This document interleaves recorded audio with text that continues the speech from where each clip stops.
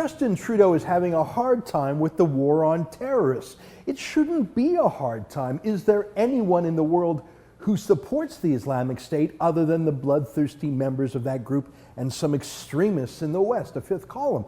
Really, for the leader of a party that wants to think of itself as national, as the government in waiting, how tough a question is it? Well, for Trudeau, pretty tough. He flip-flopped a bit, and then he finally came out against a combat mission for our troops.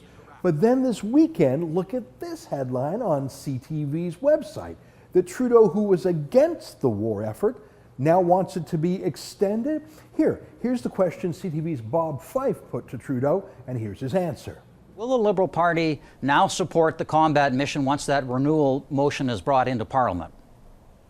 We've said from the very beginning that, and consistently, that Canada does have a role to play as part of the international coalition against ISIL. We have to make sure that Canada is doing its part to push back against these terrorists who are a threat not just to civilians and innocents in the region, but to people all around the world, including here in Canada. So there's never been any debate within the Liberal Party about whether or not we should be part of this mission.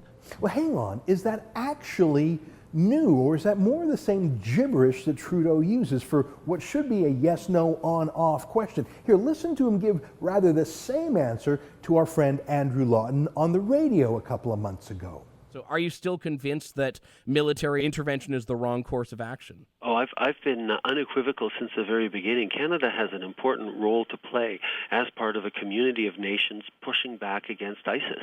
A lot of mishmash, half-hearted vagueness there, but I think you can make out of it that Justin Trudeau thinks our soldiers should do anything and everything except soldiering. I guess that would be too macho, right?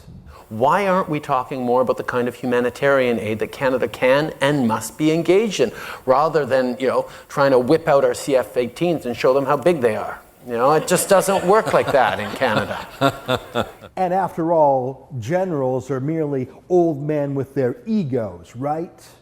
As the months unfold, I'm certain that Canadians will realize that the Prime Minister did not think about Canada's long-term interest, or even what Canada has best to offer in the fight against ISIL when he made his decision, and it was more about ego. Remember when Justin Trudeau said the best our people can do is give cold weather advice to people being butchered alive? Whether it's our expertise around humanitarian aid and around refugee status. There's a lot of people, refugees, displaced peoples fleeing violence, who are facing a very, very cold winter in the mountains.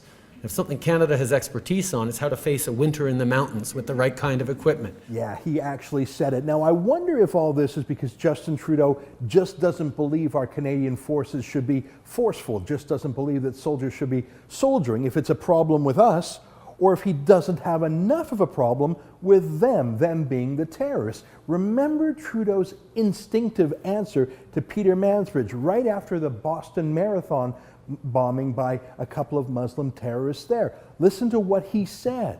We have to look at the root causes. Now, we don't know now whether it was terrorism or a single crazy or a domestic issue or a foreign issue. I mean, all those are questions. But there is no question that this happened because there is someone who feels completely excluded, completely at war with innocence, at war with a society. And our approach has to be, okay, where do those tensions come from? He said that those terrorists just felt excluded. It was society's fault. Remember when the Sun News Network's Lisa Mrazek asked Trudeau what he thought the world's greatest threat was? What do you say is the biggest threat to global security today?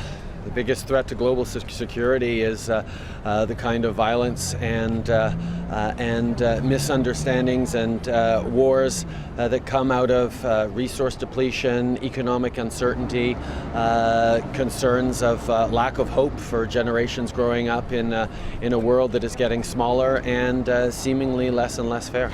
Let's close with a throwback to Andrew Lawton's great radio interview, where he put to Justin Trudeau, is there any scenario at all where you think our soldiers should soldier? Listen to what Trudeau said. I have to ask you one more time, though, Mr. Trudeau, because I'm really not getting an answer from you on this. Is there any scenario that you can give where a Canadian combat operation would be warranted? Oh, it's not a scenario that I can give. It's the fact that, yes, there would be scenarios in that. Yeah, I don't think he's quite ready to be Prime Minister yet. Do you?